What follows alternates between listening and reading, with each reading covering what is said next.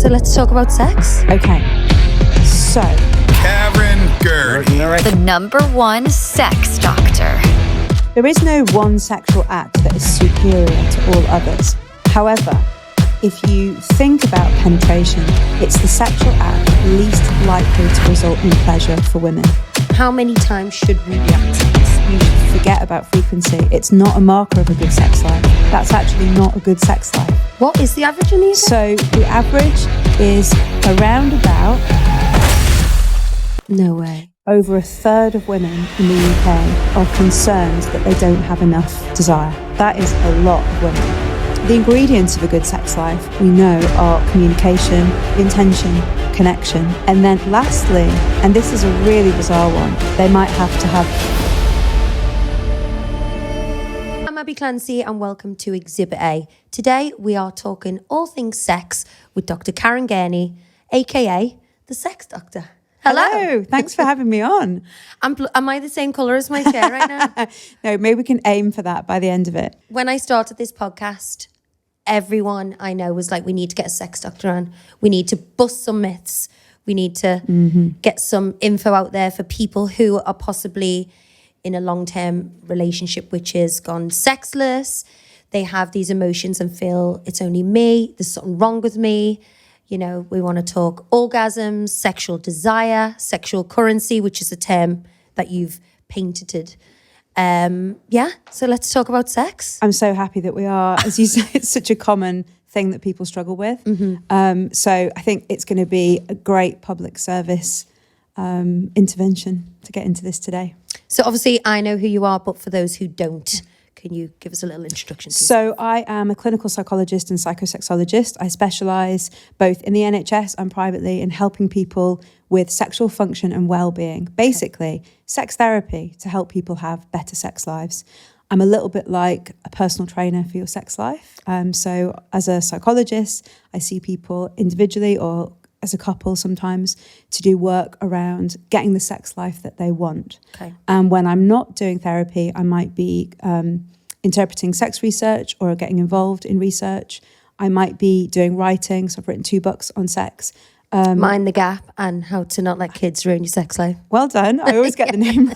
The title's quite a mouthful. Yes, both of those. Yeah, but that's it's an obvious title. It is. But it says what it is. You know, it does what it says on the tin, I guess. It does, exactly. And I suppose, you know, part of the journey for me, really, I've worked as a clinical psychologist in sex for 20 years now, since I qualified. And it was the realization probably about 7 years ago that much of the work that I do in the therapy room is not a problem within that person or within that relationship, but rather a problem in society about what we don't know about sex or what we understand incorrectly about sex. And so I thought, why is all my work in the therapy room? Why shouldn't I not be writing, public speaking, getting sex facts out there on Instagram to really change people's perception of sex? Because really, most people don't need to come and see someone like me. They just need to know more about what they should expect for their sex lives. Yeah. Well, the only sex education I've kind of had was in school, which I can barely remember. Yeah. And I grew up in a generation where you couldn't possibly talk to your mum and dad about things like that. And even to this day, I'm 39 years old, I still wouldn't dream of it. Yes. And, you know, for something so normal and what everyone does, there is such a taboo around it still, and this huge difficulty to be able to talk about it. Why do you think that is? There is such an absence of conversation about sex for most of us growing up. And it's partly because we live in a society where sex is kind of everywhere, but also real information about sex is kind of nowhere to be found. Yeah. And so when you're a young person, you either learn from what you see on TV and what you see on TV. Like if someone's on curry snogging? Yeah, or you know, like porno. sex scenes in films, or you might see it on porn. And we know that obviously young people have access to porn in a way that we didn't when we were growing up. So you learn from what you see on TV, but it's important to say that what we see on TV is a gross misrepresentation of how sex actually happens. Yeah. So you see a lot of lust. When we talk about desire later, we'll see why that's a problem. You see a lot of sex, which is about penetrative vaginal sex, where both people orgasm really quickly, which isn't at all representative of how pleasure kind of happens during sex. So maybe we'll talk about that later on as well. And you have this kind of social media, TV representation of sex without any conversation with the people that are close to you about what real sex looks like. Yeah. So you don't hear from your family members, do you, about how often they're having sex or how they get themselves in the zone when they're not feeling like it, or that their sex life ebbs and flows, or that they struggle to come, or that they feel they come too quick. You don't have any of those conversations. So even between you and your partner. Yeah. Because I think there are, men out there who think they're doing a certain thing right, and the girl's probably lying there going, what are you doing? This is not. Yeah. It's so difficult to talk about sex because we've not been brought up talking about it. Yeah. So if it's a conversation in your household that's just like off limits, then you take that into your adult life. I can't talk about this. I don't have the words for it. I mean, even if you think about genitals, it's a bit easier for men. But if you think about for women, there aren't many words that either don't feel really porny or don't feel a bit kind of childlike. Yeah. So it's hard to communicate what it is you want if you haven't even got the words for the parts of your anatomy you want to talk about. Of course.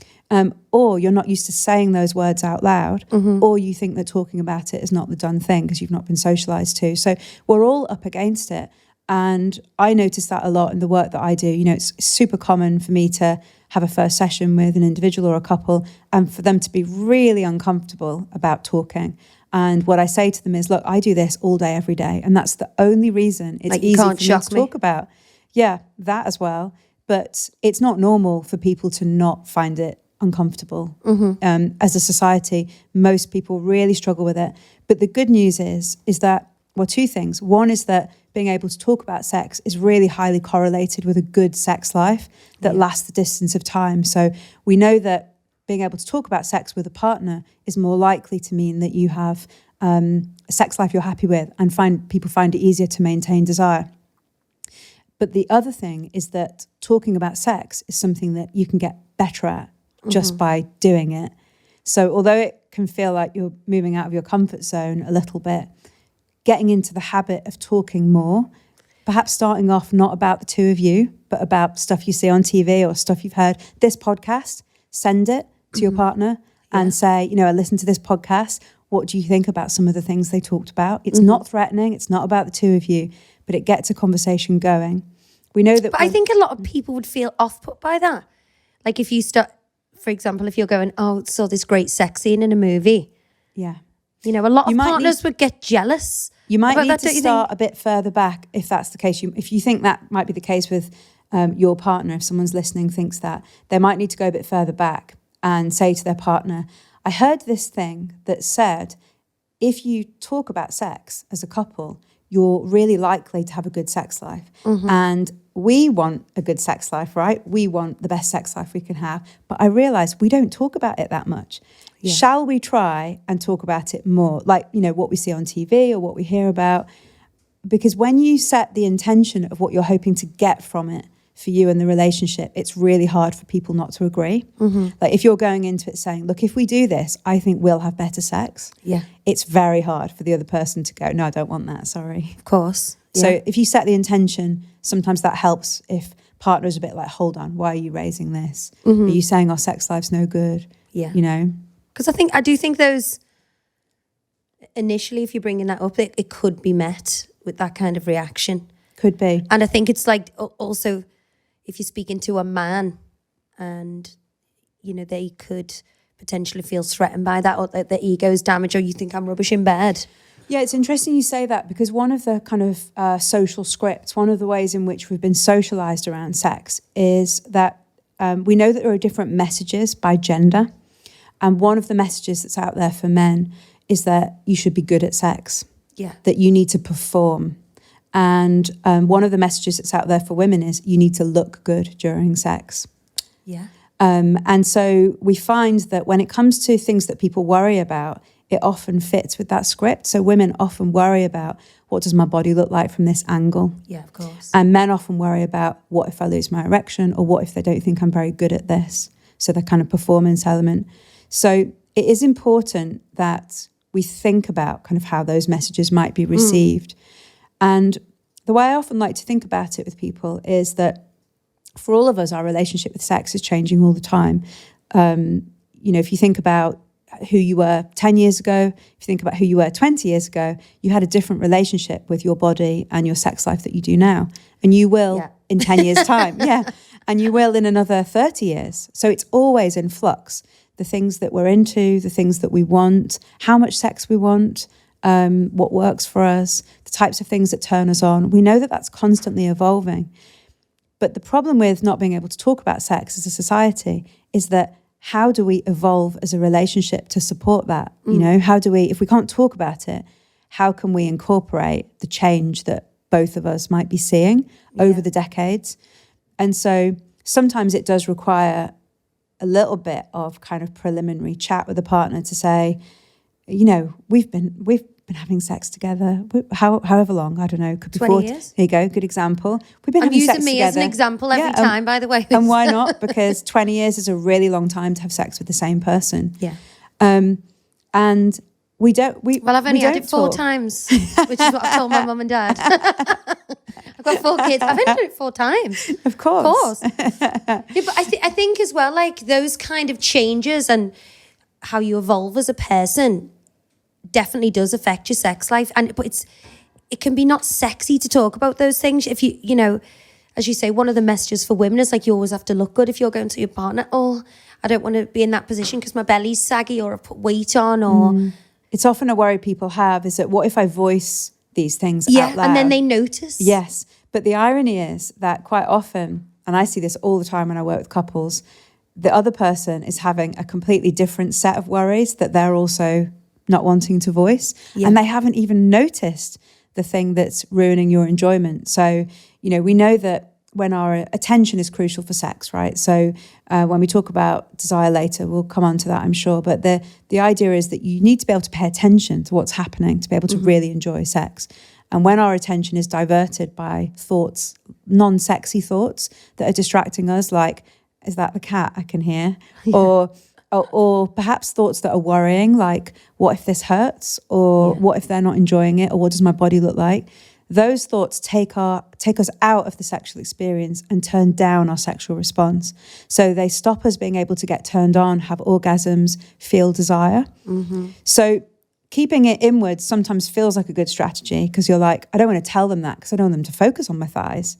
But actually, the reality is that the other person is probably not at all thinking anything about their thighs and actually would probably say, what? Like, you look super hot. But so voicing it is sometimes the thing that is needed, but it's confidence is sexy, isn't it? But not everyone feels that way. So I'd love to know how you do get into that kind of. Yeah, and I think talking about it can sometimes really help for the reason we've just mentioned. Because often what I notice is that the thing that people are most worried about is often the thing that their partner really doesn't care about that much at all. And if they voiced it, they could then let go of it.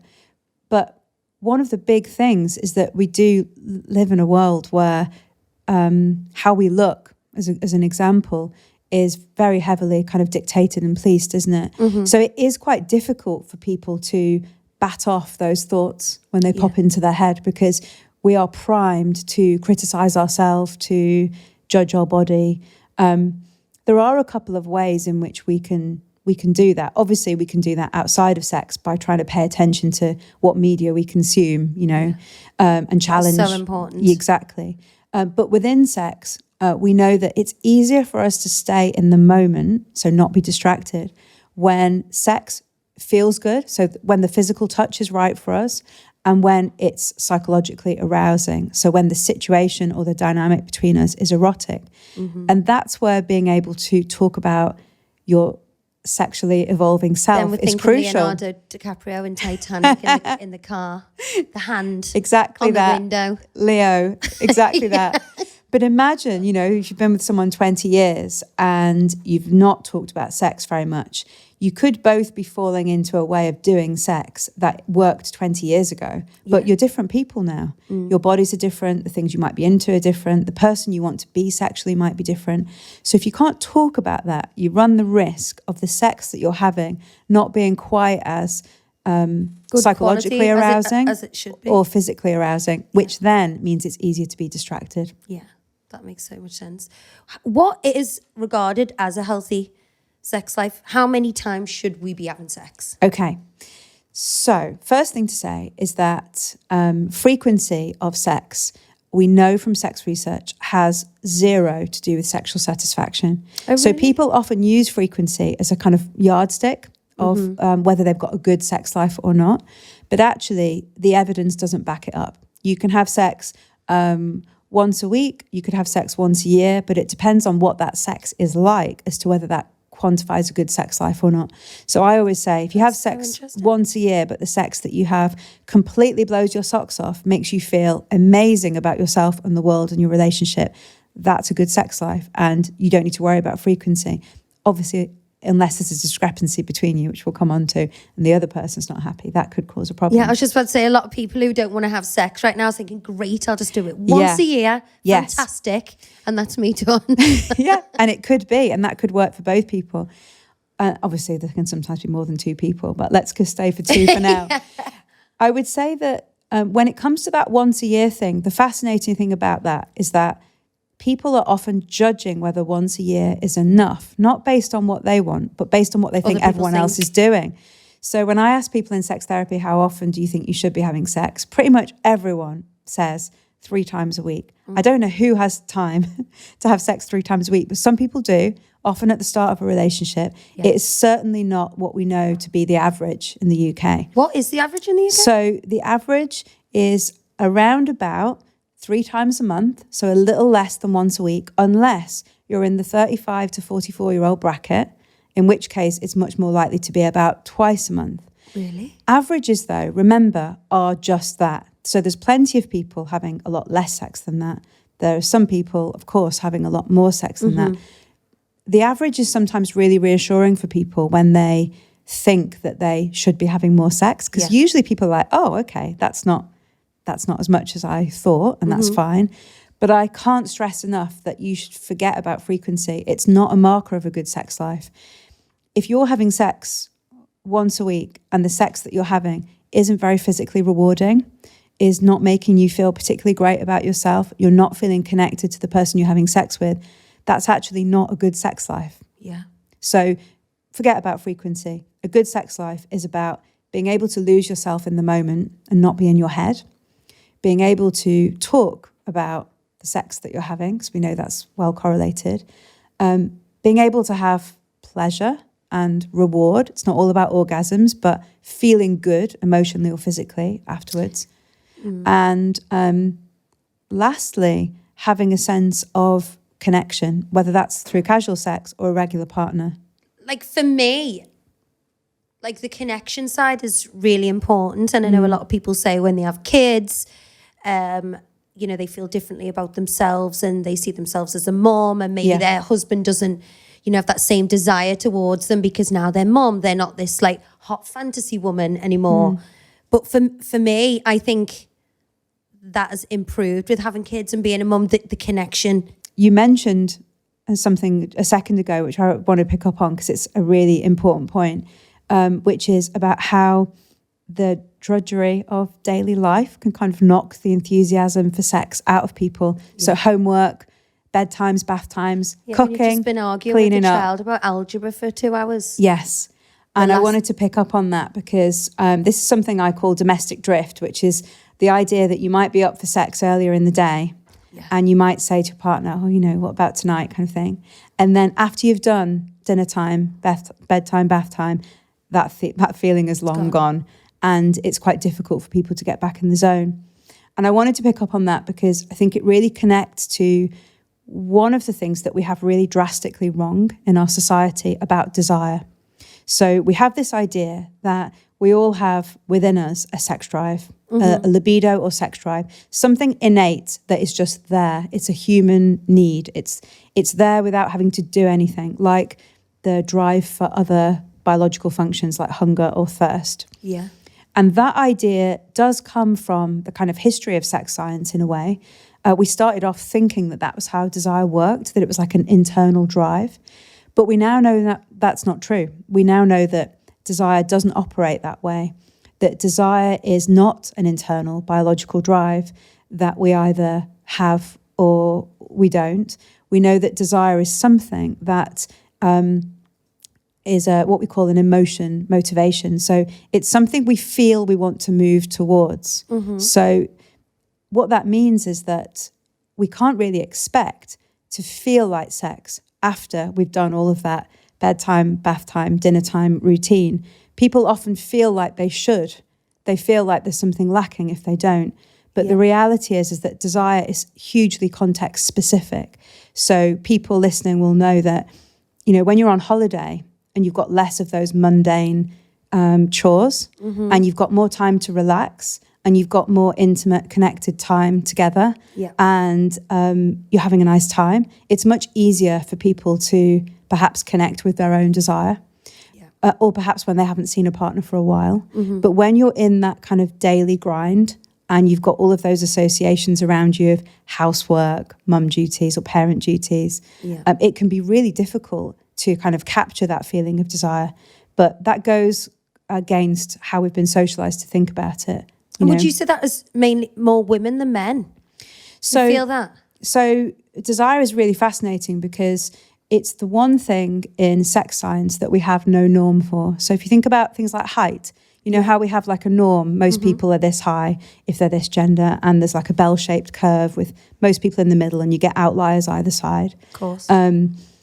We know that with desire, there is no such thing. So there is no normal amount of desire because it's so context specific for people of all genders. But if you think about it, then it's really bizarre that we talk about high and low desire, because how can you have low desire if there's no norm? All you can really have is struggle grabbing hold of your desire, struggle with your desire emerging. In terms of gender differences, there's some really important things to say. We know that over a third of women in the UK are concerned that they don't have enough desire. So if you think about it, that's 1 in 3 women that you work with, that you're sat with on the tube, that you know in the pub, whatever it is. That is a lot of women. How can that level of concern about desire be a problem? How can it not just be normal experience? We know that's so true. Because why is it seen as a problem and not norm? Exactly. It's seen as a problem because our old ideas about desire were largely based on this idea that you should just have desire. It's an internal drive, which we know not to be true, and based on men's experience. Now, around about 1 in 5 men, just under 1 in 5 men, also feel really concerned about their sex drive and that they're not feeling enough desire. So it's definitely not something that women feel in isolation.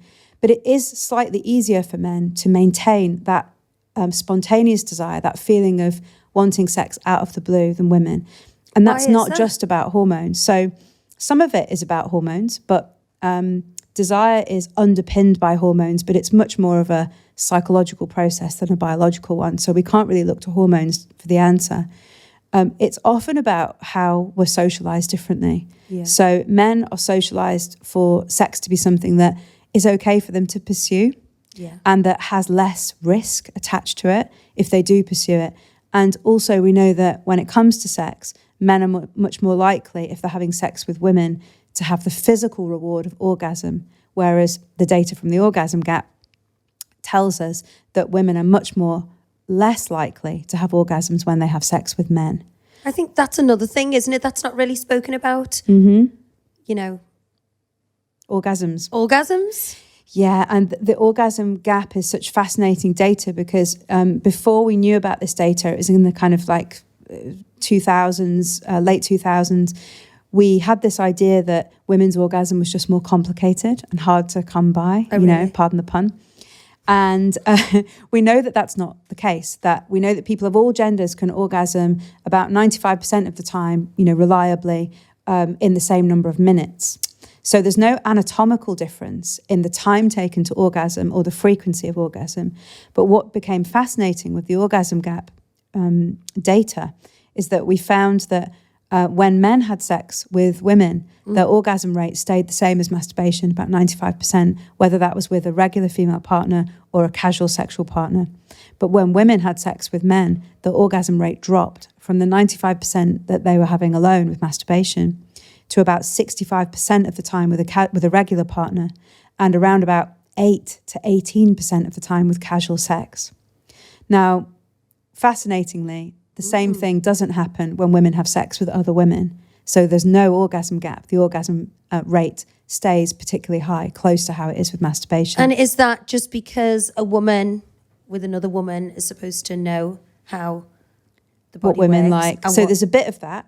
And there's also the fact that although obviously women having sex with other women have penetration as well as part of their sex lives, it's not solely focused on penetration. Yeah. Whereas if you ask most heterosexual people what sex is or what sex looks like or what real sex is, and I'm doing inverted commas, they'll say it's a penis and a vagina and everything else is foreplay.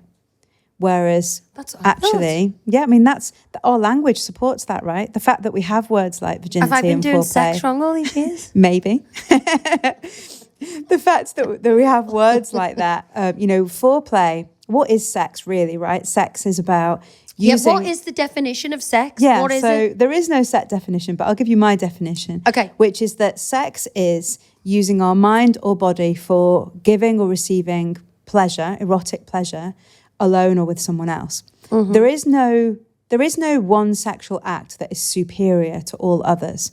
However, if you think about penis and vagina penetration, it has gained popularity as the most important sexual act, even though it's the sexual act least likely to result in pleasure for women.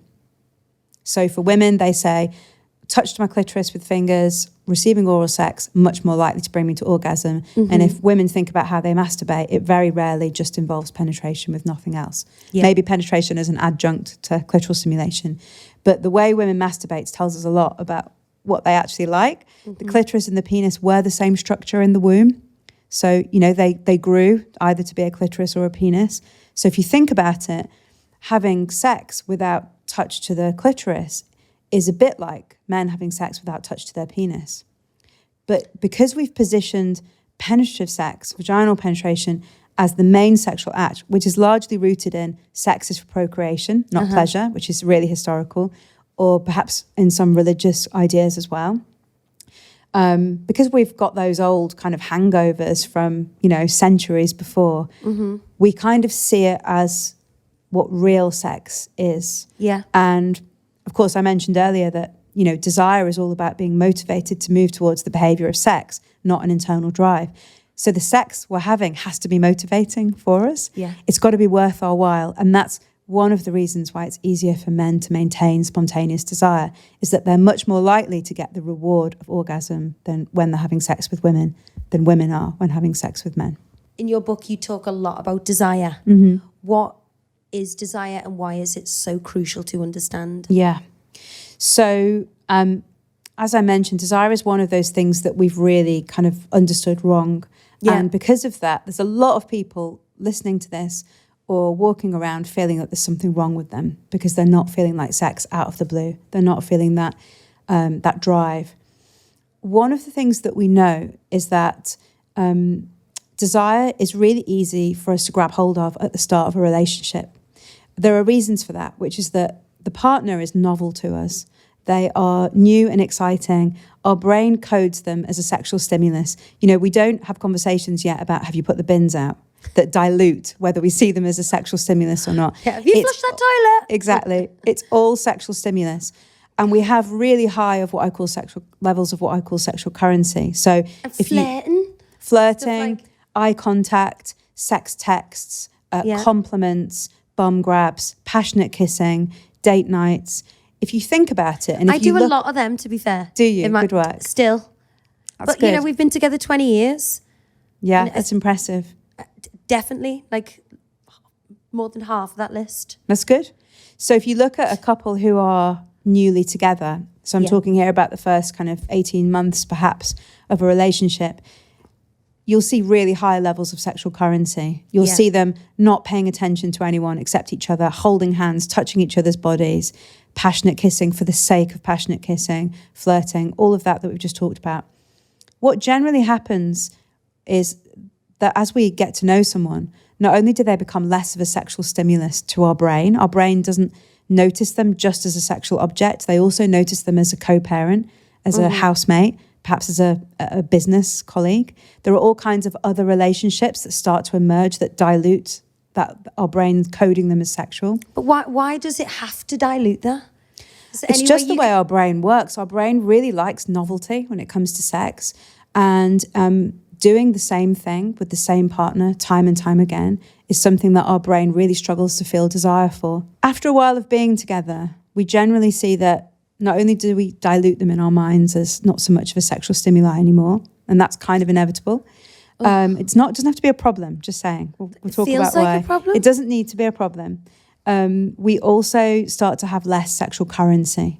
So things that we would have done before just for the sake of it, like a passionate kiss, become something that only is about initiating sex or happening as part of sex. So we get this kind of decline in relating to each other sexually, and also over familiarity with each other, which has got lots of benefits. Love, intimacy, trust, really knowing someone, really trusting someone. All of these things can also be great for your sex life. But what it means for desire is you tend to see less spontaneous desire after about 18 months of being together. So it can become hard to feel like sex, even though you want a sexual relationship with that person, even though you're attracted to that person. And the most common thing that people say to me, and this is often but not always women, lots of men say this as well, is I never ever feel like sex. But when we do it, it's great. And I say, why don't we do that more? Look, you can even finish the sentence. You know that. That's just what I hear from everyone. Yeah. You know, the more you do it, the more you want it. Exactly. And that's because the way we've been seeing desire is I'm waiting to feel like it out of the blue, like I did at the beginning.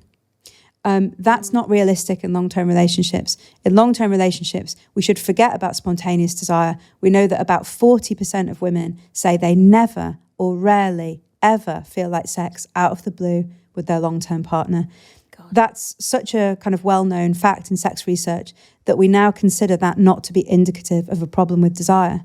So never feeling like sex, if you're a woman in a long-term relationship, does not mean you have a problem with your desire. So instead, how do we change that?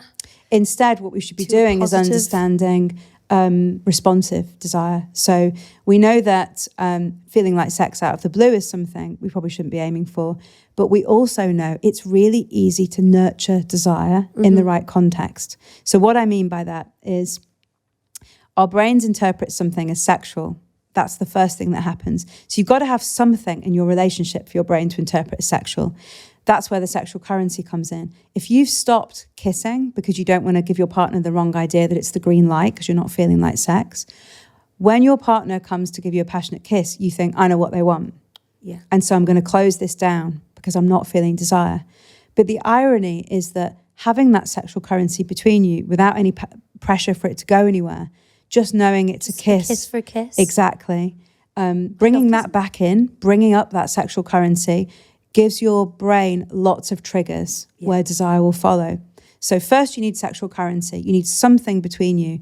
And we know that humans are really easily turned on. And actually, fascinating research shows us that straight women in particular are turned on to a much wider variety of sources than straight men or lesbian women. So for example, lots of fascinating sex research wires people up to machines to measure how easy it is for them to get turned on. So here I'm talking about physical arousal. So blood flow around the body, erections, vaginal blood flow, vulval blood flow, those types of things.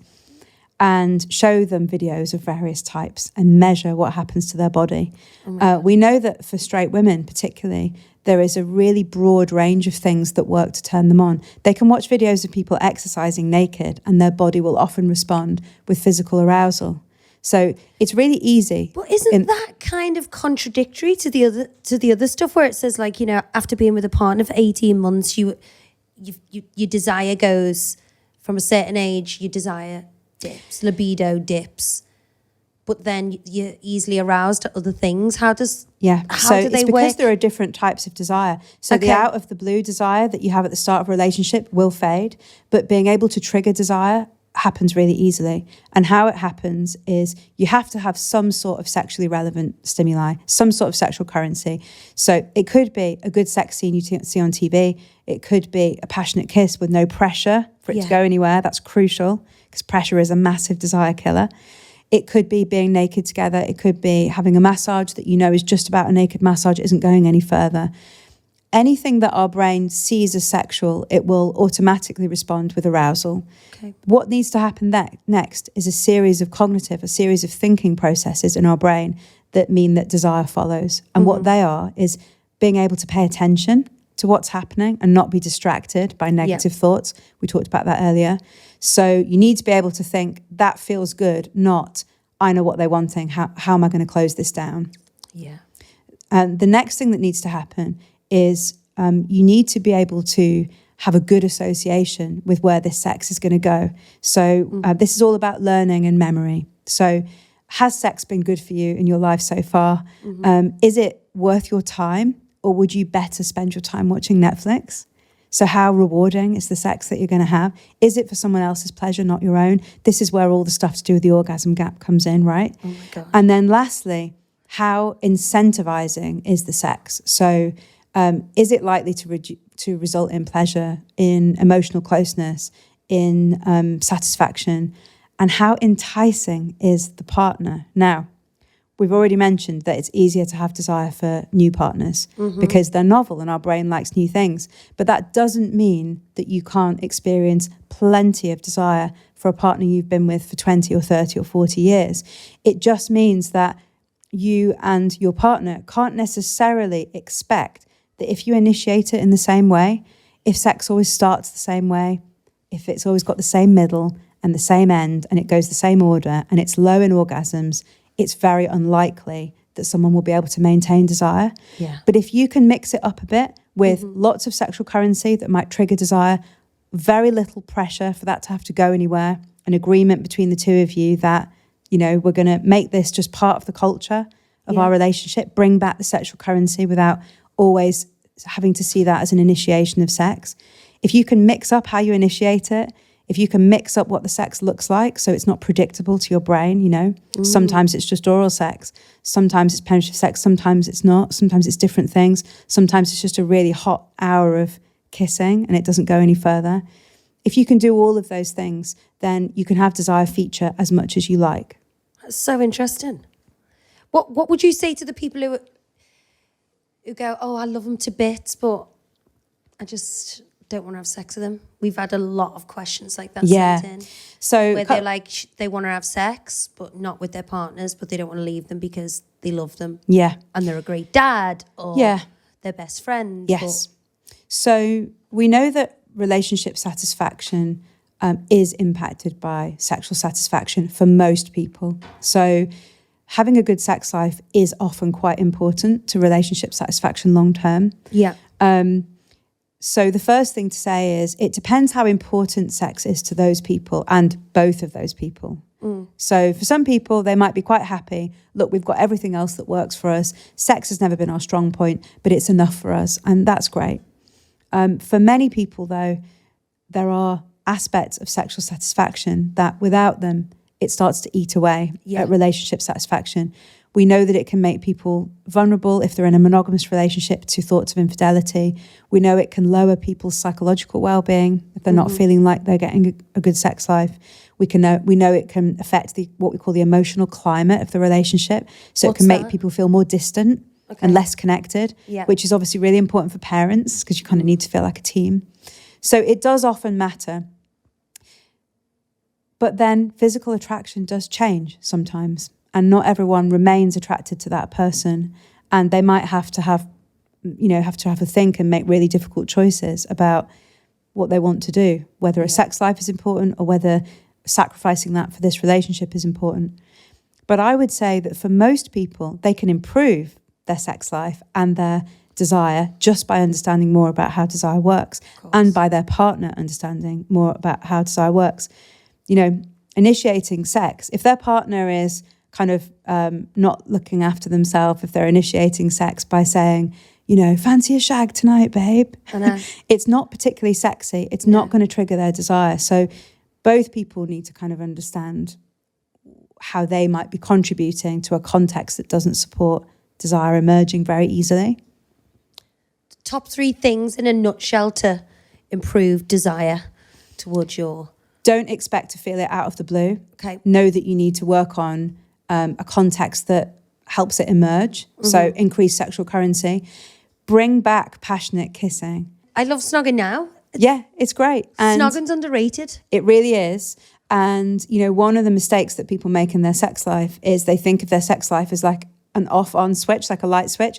If we're having sex, and usually they're thinking about penis and vagina sex, that's our sex life. And the rest of the time, they just forget about it. But actually, your sex life is defined by all of those small moments where you connect. It's that look across the room at a party where you're kind of connecting with them in a way that you don't with anyone else.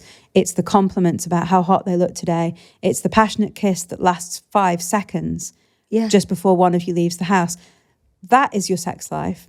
And people can find that passionate kiss can do more for feeling desired, for feeling connected, and for intimacy than half an hour of quite boring penetrative sex. You know, I'm not saying that penetrative sex isn't also great, but I'm saying that people... No, I know exactly what you mean. Yeah, so bring back passionate kissing. Yeah. Absolutely.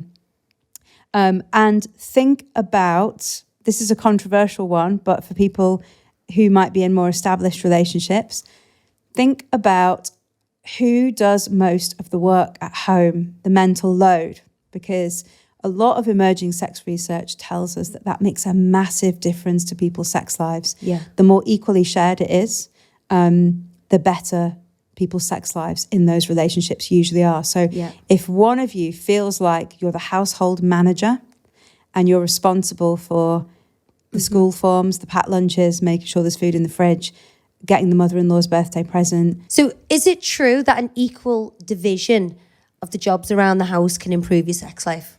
There's actually a theory in sex research called the heteronormativity theory of women's low sexual desire. What it means is we know that when women are in relationships with men, even if they earn more money than their partner, they still do, on average, 6 hours extra unpaid work around the house than their partner. And even if they earn the same or less, even more so. So we know that women's minds, if they're in relationships with men, are more full with the drudgery, the priorities, the to-do list. We've already talked about distraction, right? And also, sex has to be worth your time in comparison to something else we talked about. Sex, avocado. Exactly. So if you're the one with the mental to-do list, if you're the one knowing that you've got school forms to fill in, that there's stuff to be done, and you know that falls on you, then of course that gets in the way of your desire. And so there's many reasons why we know this theory stands up, and there's many psychological processes that come into it.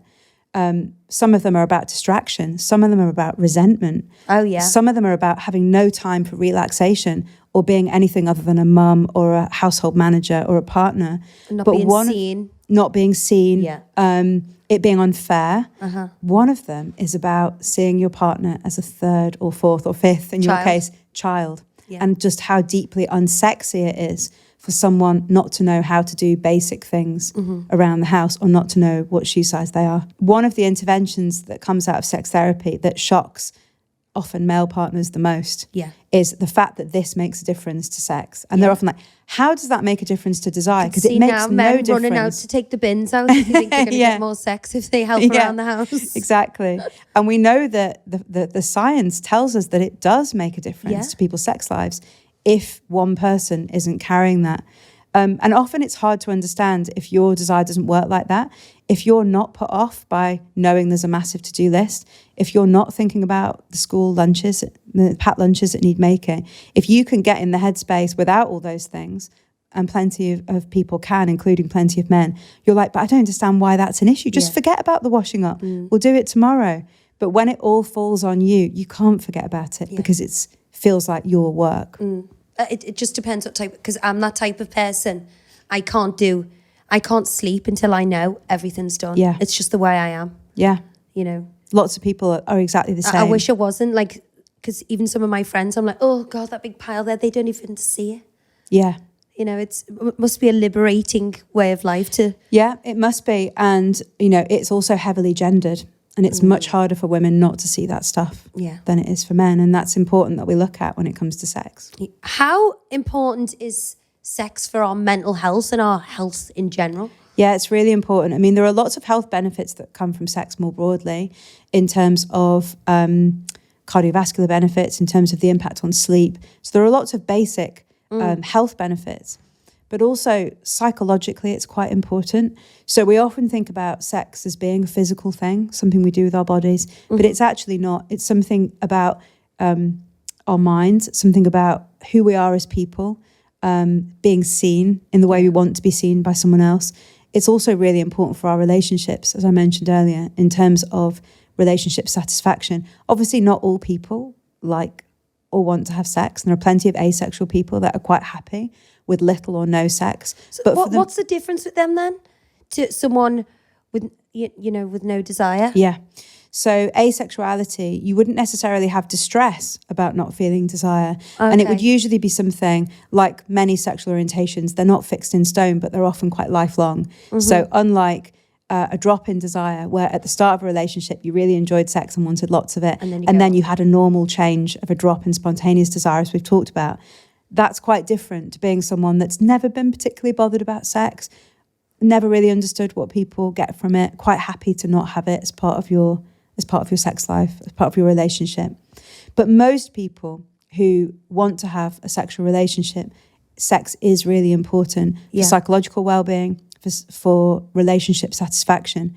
And we know that a lot of people rate a good sex life with a partner as more important than shared income or having the same kind of interest as a partner. So a lot of people rate it quite highly, because if you think about monogamy, it's the only thing that you can't get anywhere else. Yeah. So in monogamy, you're kind of promising that, aren't you? That if you're going to have a sexual relationship together, it won't be with anyone else. Whereas if you like different films, you can always go with your brother to the cinema to watch that horror film. Watch it in bed on your own while they're watching something else downstairs. Yeah. Whereas sex is the only thing that it kind of depends on another. And it can be really difficult to keep it good over time. Not because it should be difficult, it's actually really easy to keep it good over time, but because when you know the tools, when you have the tools, it's really difficult because we can't talk about it. Yeah. So if you suddenly think, you know what, I'm kind of, less interested in that type of sex than I used to be, or I'd quite like to try this thing, or I'd quite like sex to look this way or be in this place or happen in a different order or just be initiated in a different way. If you want those types of things, how do you get them without being able to talk about it? Because I think there must be so many people thinking and feeling that way. So many. How do you bring it up? I did a poll on my Instagram recently. Yeah. It came up it was about kissing actually, because I saw some research that talked about people that don't like the way their partner kisses. And I was like, wow, that's number one for imagine. And I did a poll on my Instagram and asked people how many of them didn't like the way their partner kissed. And you know how many said they didn't like how their partner kissed? 68%. No way. Now, that was not a scientific bit of research, but that is an enormous number of people. And if you think about kissing as being, for many people, a gateway into triggering desire, and we know that desire can be really easily triggered with the right context. If you don't like the way your partner kisses, that is an absolute barrier to being able to see desire emerge. I couldn't go out with someone if they were a bad kisser. Yeah, and it's interesting, isn't it, how people fall into that? And I think it's because they can't give feedback or is that they can't talk about it. Or do you think that's coming after a long relationship? It couldn't it? I think it could be both. It could either be, I never liked it from the outset. I didn't feel confident to say, so it's just now. Or he was fit, so I can't say. So kept him. It could be. Or it could be, over time, the way we kiss together has changed. The amount of people that I see that say, I would actually love to just really enjoy a passionate kiss together, but we just don't do that anymore. And I'm like, why don't you say? Why don't you ask them? Why don't you say something? And the challenge is people struggle to find the words. So who's having the best sex? the ingredients of a good sex life, we know, we've already talked about communication. Fascinatingly, couples that see their sex life as something which needs a little bit of like intentional action generally have the best sex lives. I often say to people that, you know, if you think about your job, if you think about your exercise or your diet, you don't just expect to be healthy without thinking about it and planning for it and taking steps to get the thing that you want. But with sex, we have this idea that it'll just happen without us putting in any effort. And that's just not the case. So we know that couples that have a good sex life, the key ingredients are they talk about it and they're intentional about it. So instead of waiting for desire to happen, they say, Friday nights, let's just go to bed early, get naked, talk about our day and not feel any pressure. But if it leads somewhere, great. If it doesn't, we'll still have had a great time. Yeah. Those couples generally see lots of responsive desire because desire emerges really well, as we know, in those types of contexts. But if it doesn't, they've still had a great time and felt connected. Another fascinating finding, which we know is associated with people having good sex, and this is a really bizarre one. You know, when they talk about personality traits, conscientiousness. So you don't often think about conscientiousness, the kind of wanting to do things and get things right, as like a sexy personality trait. Yeah. But actually, we know that when people are conscientious, they generally want things to go well for other people. So they tend to be quite considerate about wanting to make sure people are happy, wanting to make sure everyone's needs are met. And that's generally pretty good for your sex life as well. I'm using the male as an example here, but, you know, my boyfriend will have sex with me for 3 minutes without touching me, kissing me, even paying any attention to how I look. Yes. Talking to me, whatever. He comes. Say the word. How pathetic. He comes. Yeah. And it's over and done with without any, you know, attention to how she's feeling. Yeah. A really common scenario, and, you know, we talked about the orgasm gap already, haven't we? And that's one of the examples of why the orgasm gap is so prevalent. It's also important, we've already talked about desire as being something we need to feel incentivized to move towards. You know, sex has got to hold reward for us. And that type of sex is the type of sex that will diminish your desire over time. Yeah. So it's super important. But, you know, if you think about things from, and I know we're using a man in this example, if you think about things from his perspective, it may also be that he generally doesn't know what it is that she might want instead.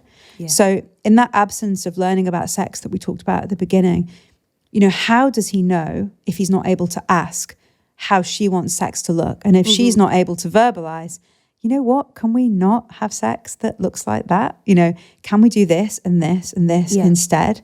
Can we have less sex that is about your pleasure and more about mine? He also might feel better about the sex they're having. He might also be feeling rubbish about it. And, you know, I think because, you know, men often have that social script of, I need to perform, sometimes they feel like they shouldn't have to ask. They should just know and somehow be mind readers and be good at it.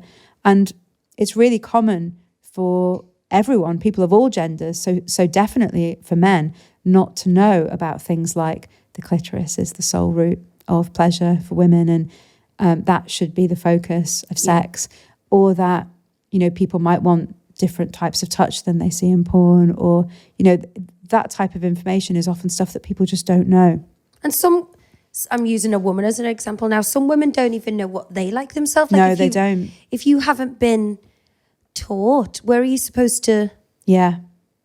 And if you've got a kind of a guy, that's... How are you supposed to know? Yeah. And that's why, you know, you asked me earlier about kind of who's having the best sex. And I said, do you want to know about demographics or characteristics? And we talked about characteristics, but if we come to demographics for a second, it's much harder for younger women, particularly, to be having good sex because they might be newer to sex and less familiar with what works for them.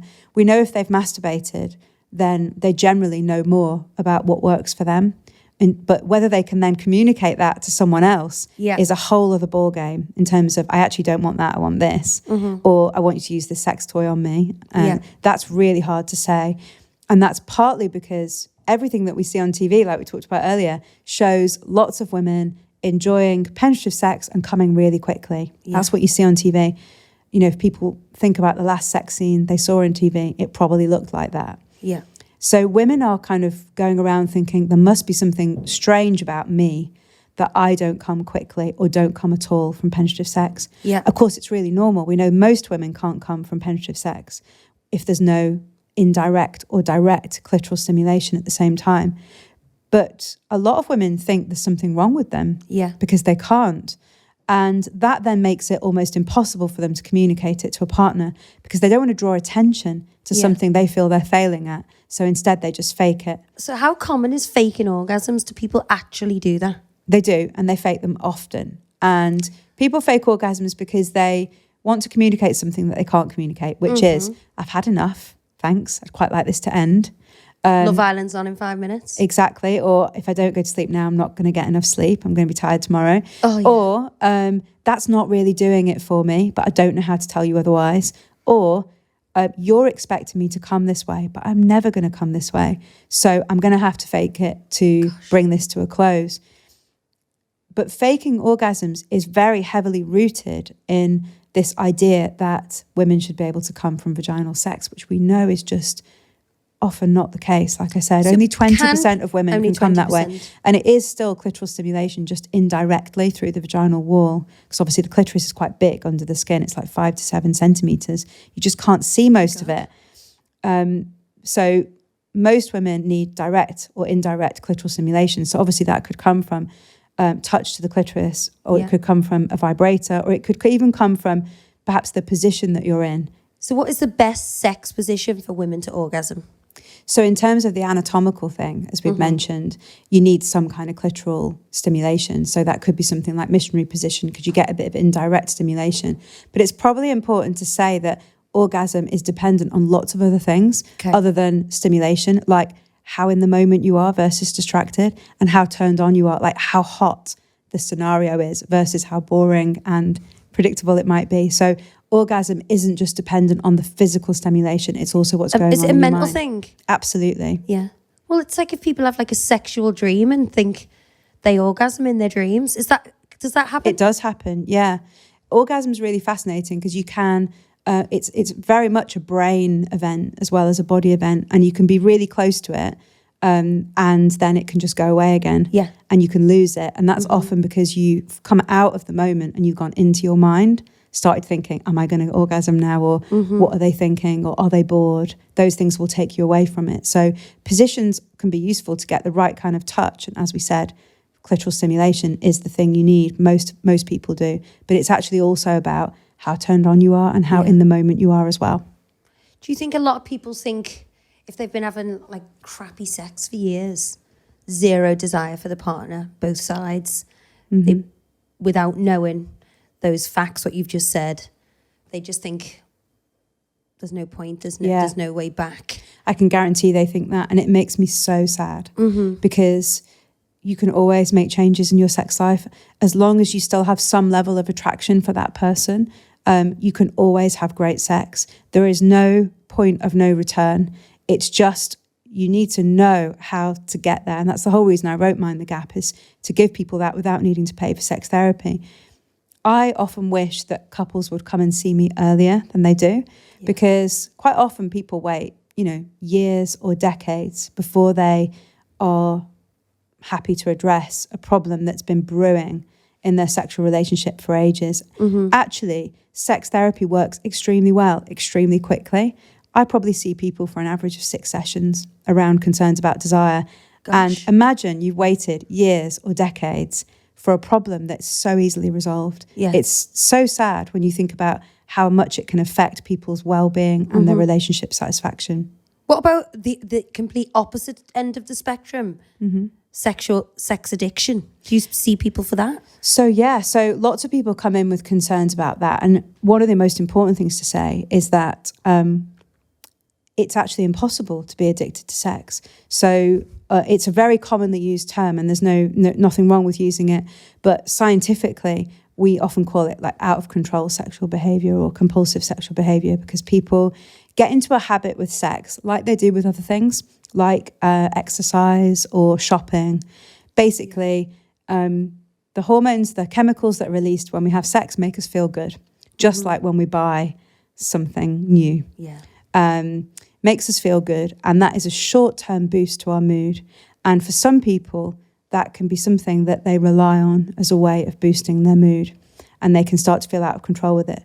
But the key thing is that the sex itself, or for some people, the porn itself, isn't addictive. It's just that mood boost that you get afterwards. Yeah. And we all recognize, we all fall into habits with our go-to thing, whether it's chocolate, shopping, sex, exercise. We've all got our little go-to that makes us feel good. And for some people, it's sex.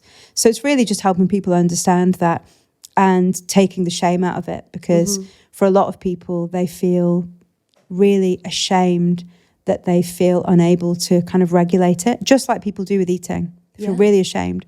But the more shame we feel, we know the more people feel that they've got a problem with it, the more compulsive it feels. So a lot of it is about working with that shame and saying, look, this is no different to going to the gym. Yeah. It's a boost to your mood. Let's look at other ways to boost your mood that you can also start to shoehorn in. Yeah, so it's not all about sex. So I want to talk a bit more about your book, How to Not Let Kids Ruin Your Sex Life, which I think which I think is something that every parent feels that these kids have done. Yes, in some way, shape or form. You know, you're tired, your body's not what it used to be, you feel like someone's going to walk in and interrupt you, all these things. Why did you write this book? So obviously I'd already written Mind the Gap, which is about desire in long-term relationships. And I talked about parents in that, but there was so much to say about desire that really it didn't, it was a small part of the book, right?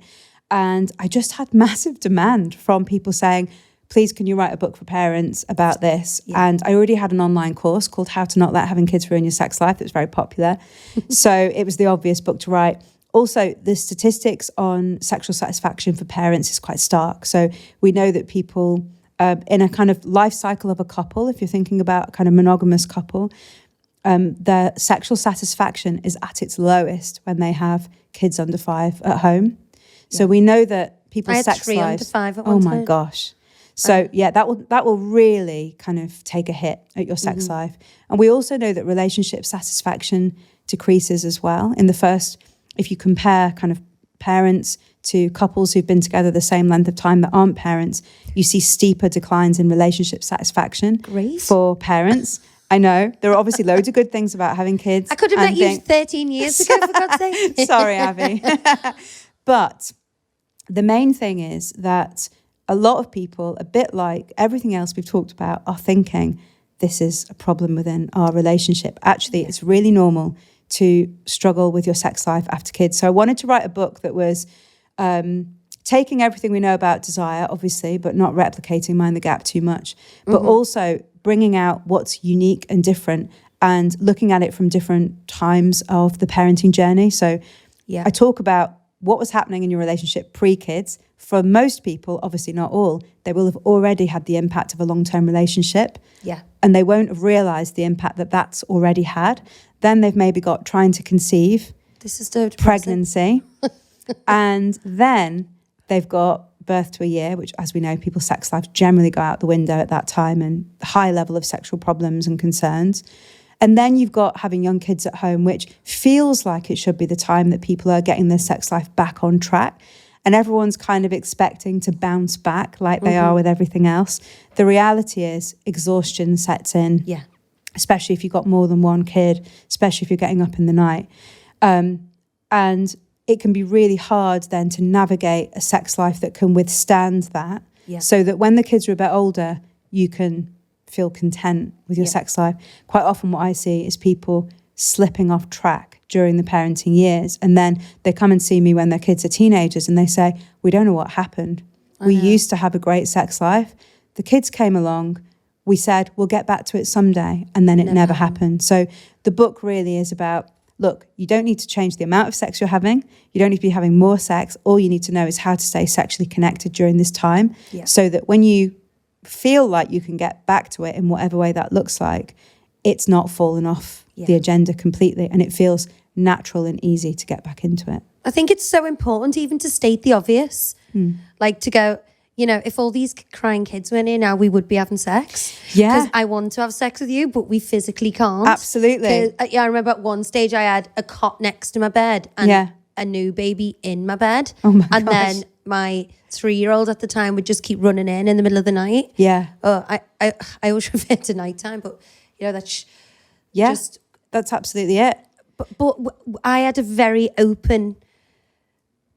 We spoke a lot in Which those is great. days. And I genuinely feel that got us through it. Yeah. You know, if you can say things like that, like you just said, it makes such a massive difference. If you, often people think about sex, but maybe don't want to act on it because they're too tired or because they know a kid will walk in. Those are the moments to say it. Yeah. Those are the moments to say, if I wasn't completely shattered, I would want to do this right now. I can't wait till we can do that again. That can do so much for your sexual relationship because remember, it's not an off-on switch. Yeah. And what that does is make the other person feel attractive, feel desired, feel that you still see them in a sexual way. You know, we haven't talked about this yet, but, you know, there's lots of reasons why we have sex as humans, and they're very rarely about getting pregnant. They're often about getting other things for us or the relationship. What, like? Like feeling close. You mentioned that one earlier. Like feeling desired. Everyone wants to feel desired by their partner. Mm-hmm. Sex is sometimes a vehicle that we use to feel desired. If they desire me, they'll want to have sex with me or they'll reciprocate when I instigate it. But a passionate kiss or saying, if we weren't so tired now, I would want to do this, makes someone feel desired. So if you can't have sex because you're exhausted or because... You physically can't. You physically because can't. Exactly. Surrounded. There are so many other ways that you can keep your sex life going that help you get through that period. And those are all the ways I've detailed in the book. And I also think what we did is, you know, if we didn't laugh, we would cry. Yeah. You know, these scenarios where we're like exhausted, you've had no sleep. Because I think people have a certain kind of opinion of if you're in the public eye, you're not doing the night feeds, you're not living like everyone else. Like, we did all of that stuff where they were screaming all night, wouldn't go to bed, and then rolling up. And at points, we would just look at each other and laugh and go, what have we done? I know exactly what you mean. I've been there. This is hell, but, you know, that not laughing, laughing instead of crying. It's really important. Really, and it really connects you as a team, doesn't it? The emotional climate. Of course. You know, we know that people aren't getting a full night's sleep until their youngest is about 6. So if you think about it, if you've got someone under 6 at home, it's likely that you're having disrupted sleep. And we also know that getting an hour's more sleep a night increases your chance of having sex the next day by about 14%. So there's a direct link between sleep deprivation and how well our bodies are able to process sexual response. So letting people off the hook with that is massive and saying, look, if you're not getting a full night's sleep, or if one of you is and the other one's not, you know, don't be thinking that this person's got a problem with their desire if they're the one getting up.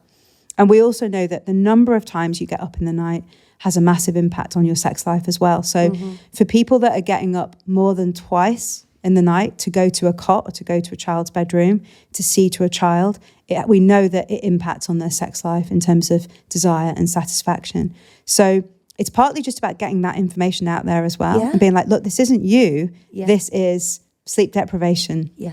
Is one example. And the most obvious solution for them when they're ready, because not everyone's ready to get back to their sex life yet, when the time feels right, is if one of you's sleeping and one of you isn't, that is the first place to start. What about, I think a lot of people would want to know about sex during and post-pregnancy. Yes. What is normal, what's not? So pregnancy is such a fascinating time, isn't it? Because bodies goes through such a dramatic change. And we know that dramatic change also shows itself in different relationships with sex across that 9 months, which is fascinating. So you tend to get in the first trimester and the last trimester, people tend to feel less interested in sex, either because they feel a bit sick or because of the hormones or because it's uncomfortable, their size, it feels uncomfortable. In the kind of second trimester, people often see a real increase in their desire, and it's partly because of increased blood flow. Remember we talked about how, you have to be able to pay attention to your body's arousal to feel desire. If you've suddenly got a lot more blood flow to your genitals, you can't not pay attention to it. So sometimes that's one of the things that kickstarts it. But there can be other things as well, like often lots of people say, it's the first time in my life that I didn't worry about what my belly looked like. Yeah. Which is so sad, but so true. Yeah. So many people say, I didn't feel conscious of my belly because, you know, I wasn't worried about it at that time. Of course. So pregnancy is fascinating because you get real changes in sex. You know, you need to be able to navigate those changes together, right? So you need to be able to talk about what you want to do differently. I don't want penetrative sex because it hurts. I want to do a different type of sex instead. Or all of a sudden, my nipples feel really sensitive. I want you to touch them more. Yeah. Those things, again, are really hard to communicate if you aren't used to talking. But I like to see pregnancy really as a kind of time of golden opportunity for a lot of couples to really do things differently, because you have to do things differently. Because you're not having sex till your child's 6 years old. Because it might well be that you've already been having sex with that person for a number of years already, and the sex that, not everyone obviously, but the sex that you're having might have already become quite formulaic. So pregnancy is the time to really mix it up and to do things differently, which is great. For some people though, they feel really nervous about having sex when they're pregnant, unless they've been told by their doctor that they shouldn't. And there's a minority of people that shouldn't, for medical reasons, have penetrative sex during pregnancy. For most people, it's completely safe and a fine thing to do. But for a lot of people, they feel really nervous about it. And so it can set you up with a bit of a challenge if you've not had sex during your pregnancy at all because you felt nervous. And it's fine. Plenty of people do it. But then expecting to return to sex really easily when you've got a newborn baby and you're postnatal and you're breastfeeding maybe, and all of it's such a big challenge that I think people give themselves a really hard time. But how can you expect to get back to that easily when you've maybe not had much sex for the last year and a half? Yeah. It's people need to go easier on themselves, I would say. A lot of women have wrote in heterosexual relationships who have said they feel their husband sees them in a different way since becoming a mother. So, and you know, it's such a good question. You're like, you're a mum now. You're not like, I don't desire you as much. I can't do certain things with you because that's just inappropriate because you're now a mummy. Yeah. We talked earlier, didn't we, about how like sex is less of a physical thing and more of a psychological or relational or social thing. We're all socialized into roles sexually. Yeah. People kind of understand, they learn from peers, from TV, what's expected of them. And that's often quite gendered. Yeah. And so we talked about that in terms of like how you look is important for women.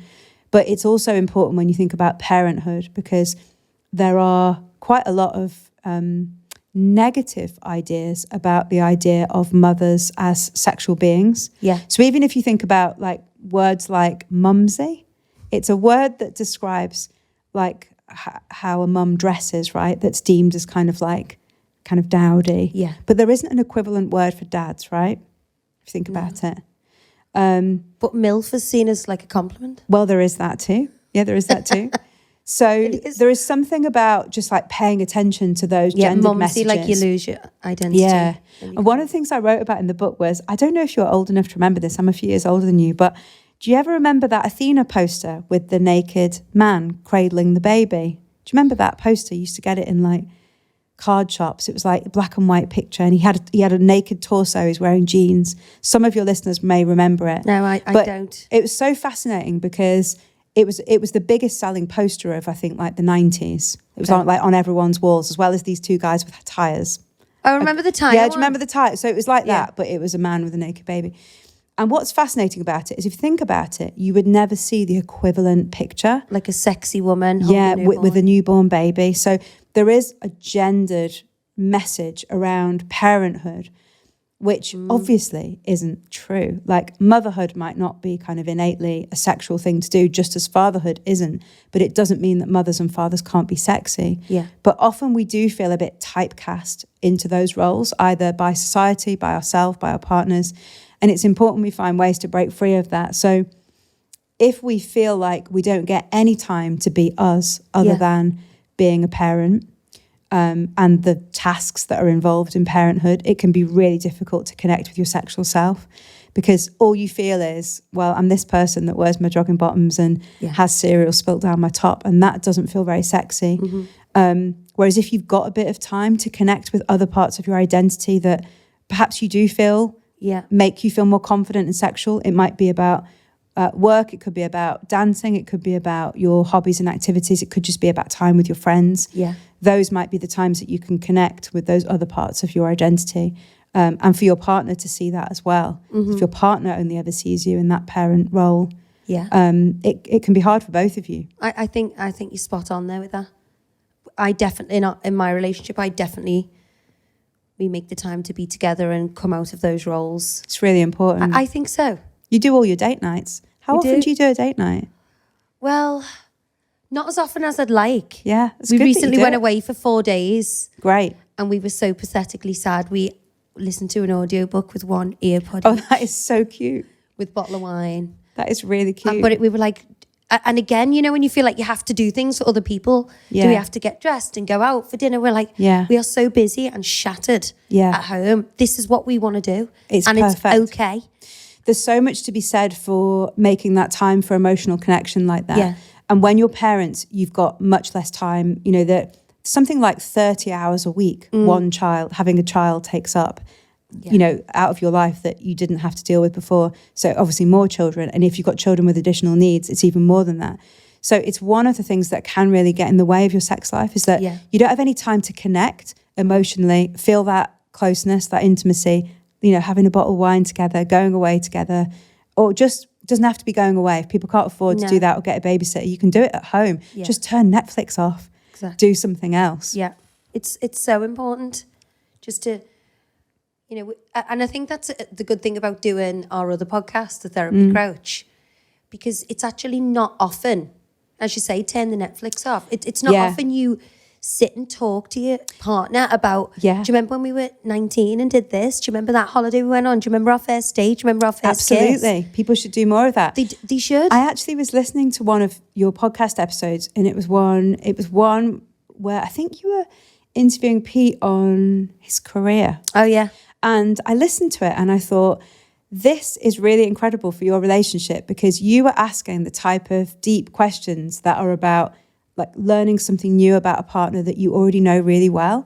I think you asked something about, or did you ever, you asked something like, did you always have the drive to do that? Or where did that come from? I can't remember what it was, but I remember thinking, wouldn't it be great if more couples spent time having those types of conversations? Because we know that level of emotional intimacy, learning something new about a partner, is great for your sex life. And all people really need to do is ask those deep questions. Which you spend your life avoiding. Because you're talking about who's got green milk and who's put the bins out. But if you really sat down and said, like, you know, how is this week work been for you? Like, where do you really want to go with work at the moment? Or what really matters to you about your relationship with, you know, your best mate? Like, what do you get from it? What do you like about them? Certain topics like that you talk about on a first date. And they fizzle over time. But doing that interview with Peter was quite difficult for me, number one, because trying not to interrupt, which is one of my major flaws. And also some of the things, he did a documentary earlier on in the year, and I've been with him 20 years and didn't even know some of these things. So to bring up those topics and talk to him, and for him to be like vulnerable and open, which, you know, as stereotypically a man does not open up about his feelings. I think that with time, it's that issue's getting better, but it was quite a tough one to do. And I was a bit like, oh my God. Like I was on Chris Evans and literally started crying out, because I was like, oh really? It was, you know, it's quite intimate, isn't it? And one of the bits that I wrote about in How to Not Let Having Kids Ruin Your Sex Life is about the benefit of those types of activities or conversations on your sex life, and why it's a benefit. There's something about seeing your partner through a new lens that is, you know, we talked about novelty. Our brain loves it. So if you can do a new activity together, whether that's at home, you know, something you're like, oh, let's try, I don't know, baking this complex thing together, or drawing each other for a laugh, or just something you don't usually do. Or if you can have a conversation that means you learn something new about someone, we know that kind of thing is really good for desire, because our brain's like, this person is not as familiar to me as I thought they were. And that is, it's one of the things that really underpins it. So that makes so much sense. So we have been inundated with messages for you to answer. And we're actually going to try something new this week and call one of our listeners who brilliant, desperately need your help, Karen, if that's okay. Love it. Okay. It's Abbey Clancy calling. Hey. Oh gosh. Well, we're here. We are here to answer your sex question. Okay. Hi, Rianne. I'm glad I'm out of bed then. So, what is your question for Karen? Yeah, so me and my boyfriend, we have a great relationship. We're very open, honest. We've got a great connection emotionally. But over the past year, we've really kind of struggled with our sexual connection. Mm-hmm. We haven't had sex that many times. And when we have had sex, I feel like he's been quite selfish in bed. And I brought this up with him, and we've had the conversations which have gone well. And, we've said, yeah, we'll work on them together, but nothing's really changed. And from my perspective, I feel like I've now lost my confidence, and that I even feel like now that I've given up putting in the work, I just think, well, what's the point type of thing. Mm-hmm. And our relationship's still going really well in other aspects of our relationship, and we're still getting on really great, but as a woman, I feel quite guilty for saying I do want sex and I do want this and that, but honestly, I do. Yeah. So I'm just I'm at a lost cause. So you said you've got a good relationship's going well, really, you're able to talk about things, which is great. Yeah. So brilliant foundations for being able to get the sex life that you want. Yeah. That's an important thing to start off with. How long have you been together? We've been together for 3 years. 3 years. So one of the things Abbey and I have been talking about, and you can listen back obviously to the whole episode, is about how normal it is to see a change in out of the blue desire, so feeling like sex in a long-term relationship after about 1.5 years. And it's really normal to kind of struggle with your sexual connection a little bit after that kind of honeymoon phase, and the first year and a bit has come off. And you were saying that you've been struggling with your sexual connection a bit, the two of you. Yeah. Is that what you meant by that? Did you mean kind of getting into the zone with it? Yeah, we don't have any I don't know, we're very intimate in other ways, in terms of but I'd say that's more emotionally than sexually. Yeah. We're just not a very we used to be really kissy and have sex a lot, where now it's nothing, and we're not very kissy. Yeah. But also that's on me too. That's just not on him. Sure. In a way, sure. I've now become quite stubborn with it and been you know what? No, I've had enough. Yeah. This isn't for me, type of thing. So yeah, I'm just struggling with trying to get what to do, because it's really hard to bring it up with him, because I don't want him to get upset or feel he's not good enough for me sexually, because he is. Just right now, it's just not working. And it can feel so loaded, can't it, those conversations? Yeah. And one of the things you mentioned was that it can it's felt a little bit unrewarding, the sex that you've had. And I think one of the things that's important to say, and this is the case for everyone who's listening, is that when sex starts to feel like a challenge, it almost feels like more is riding on the sex that you have going well. Yeah. So it's almost like it's impossible then to have mediocre sex, or sex that's not that great. And we all have mediocre sex, or sex that's not that great sometimes, because it feels like that's saying so much about your sex life and whether it's working or not. So it's great that you started to talk about it. And one of the things we've been talking about today is just how important talking about it is. But as you say, it can be really difficult if you're not exactly sure of the solution. And so talking about it is great. And starting from a place of saying, look, we love each other, we have a great relationship. And I think what you're saying is you both want a sexual relationship that's good. Is that right? Yeah, we're both saying that. Yeah, we're both in agreement that something's not right at the moment. So starting from a place of that is a really good thing to say. And saying, okay, what is it that we would like to do differently to try and get to where we want to be? Now, we've talked a lot today about understanding how desire works. And we talked about the fact that desire in a longer term relationship like yours is often something that needs nurturing and kickstarting. And that can be really difficult to do when you know someone really well, and when there's a lot riding on it, and when every initiation feels really pressurized. And you mentioned that you used to be really kissy, I think you said. I love that phrase. Yeah, kissy, just a lot more intimate with each other. A lot more intimate. And so one of the things that would be great for the two of you to start with doing would be to increase what I call sexual currency. And you'll hear what that is when you listen to the whole podcast, which is about things like passionate kissing for kissing's sake, but to do that organically. So to try and find a way to say, let's just shift the culture between us. Let's take the pressure off any of this going anywhere, because pressure is a real desire killer. And let's try and flood our relationship with lots of the things that we would have done at the beginning, like passionate kissing, like being naked together, like compliments, like flirting, like all of those things, the bum grabs, etc. Try and take the pressure off it needing to go anywhere. That's probably one of the first things that you can do. It's probably really important for you both to learn a little bit more about how desire works, and you'll get loads of that from this episode. So I won't say any more about that just now.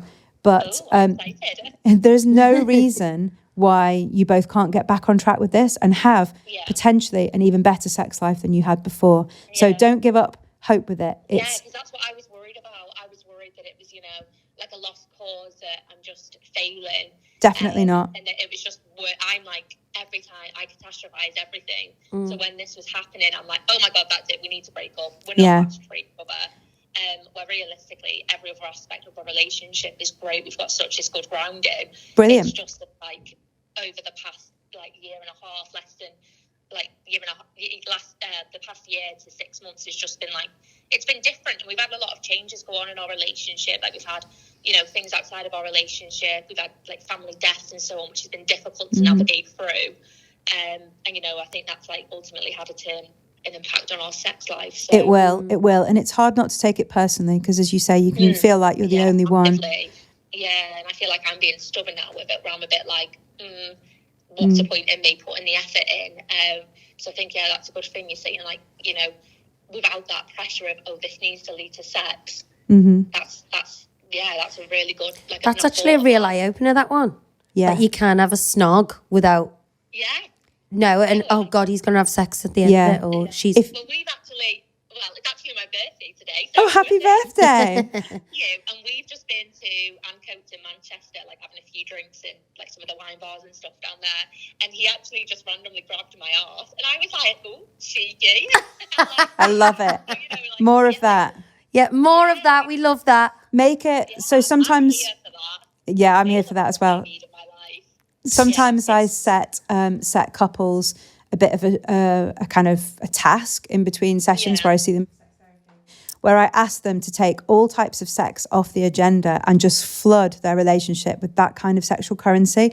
Have a bit of a laugh with it, really go to town with it, allow each other to be a bit silly, try new things, be overly sexual in texts, send photos, send songs and say, do you remember the sex we had to this song? Send memories, just really flood your relationship with that kind of sexual currency, really good but idea. Take the pressure off it going anywhere. Well, have the best birthday. Oh my God, thank you. And I hope we've helped you out there. Best birthday ever now. Nice to meet you, Rianne. Okay, thank you so much. Bye. All. Bye. Do you know, that's such a good task to do. Say for a week. Yeah. Or a month. You can't have sex. Yeah. But you're going to do everything but. Exactly. But you've got to do it. Yeah. That is such a good idea. It honestly, what happens when couples come back after doing that is that the person who's been feeling like their desire isn't there is like, I actually felt quite a lot of desire. Not all the time, but more than I usually do, because I knew there was no pressure for it to go anywhere, so I could really enjoy it. And there was lots of stuff to kickstart it. The person who might have been experiencing more desire in the outset and wanting their other partner to feel more says, I hadn't realised that was a really simple thing to do. Yeah. That I actually felt that I got a lot of my sexual needs met without sex, firstly, because I want to feel wanted by them and I felt wanted, so I didn't actually need the sex. Yeah. But secondly, it made me realise that the way we've been doing it is all wrong, which is low currency and high pressure. And what you need is high currency and low pressure. Yeah. And once people get that, they really run with it in their sex lives. And it makes a massive difference because 100%. desire is so easily kickstarted in those circumstances. This won't be for everyone, but some people, I think, would benefit from doing that a little bit with their sex life, and Yeah. either every anniversary or maybe as part of their New Year's kind of like looking forward to the next year conversations, they say to each other, like, what do we want for our sex life in this next year? And like, what do we want a bit more of and what do we want a bit less of? Yeah. And let's look at that together. It doesn't have to be, oh, you know, I didn't like this last year. You didn't have enough of this. You didn't do enough of that. It can just be, I'd love us to do it a little bit more, but not drastically more. Or I'd love us to do it in some places that aren't just in the bedroom. Or I'd really like it if we like tried something new this year. Like just having that conversation, getting into the habit of making that a regular thing that you do means that for people that are together for years or decades, they get that natural chance to check in without having to feel like it's a problem that you're bringing up. Because as you said at the very beginning, some people will feel threatened if you bring up sex and say you want something to be different. But if you can create that as part of the culture of your relationship, look, we talk about what we want for the kids. We talk about what we want for the house. It's like having your mood board, like you manifest. Like I had Roxy Nalfusi on and she's like, you know, my vision is very clear of what I want, how I want my career to be, my holidays, there's no reason why you couldn't have your sex life on there. And, you know, make them few changes to make it happen. Yeah. What do you want? And what do you want a bit more of? What do you want a bit less of? And the important question, what difference will it make if we do that? Like, why do we want to do that? And usually people say, I'd feel closer, I'd feel happier, I'd feel more connected to you, I'd feel less worried about our sex life. And it's kind of good to kind of hear that and have that conversation. So I have actually loved our chat today. Good, me too. I think, you know, we should all talk more about sex. It's healthy, it's informative. You know, I feel like I've learnt loads. Good. And I am happy that I'm doing a lot of the things right. Yeah, you are. You know, we talk, we laugh, you know, I feel like we're good. And, you know, we've been together 20 years. I think one of the most alarming thing for me, which, you know, possibly could be seen as a negative, is that kind of sexual desire decreases after about 18 months of relationship. Yes. Yeah, and I wouldn't want people to take away that you can't have great sex and great sexual satisfaction in a monogamous long-term relationship, because you absolutely can. Yeah. So although Exhibit you see A. Yeah, exhibit as well. Very good. You absolutely can. It's just that it requires a bit of a different understanding about how you should expect desire to show up. Yeah. So you shouldn't really just be sat waiting to feel desire out of the blue, but you can have desire feature as much as you want in your relationship by increasing sexual stimuli, so things like sexual currency, sexual context, looking at things in the relationship that help or hinder desire, like emotional intimacy, like communication, like what's the name I was going to say? What's going out of my head? Oh, like the equal division of labour. Yeah. Looking at how rewarding sex is as a way of spending your time versus something else. So looking at pleasure and how fun or novel or exciting sex is. Does it always look the same way? Yeah. And is it quite boring and predictable? So you can be with someone for decades and have incredible sex and be able to have a desire feature as much as you want and maintain a great sexual connection. It's just, it doesn't happen by not talking about it and not being intentional about it. Of course. Well, thank you. Thank you. Thank you for helping us all. Thanks for having me.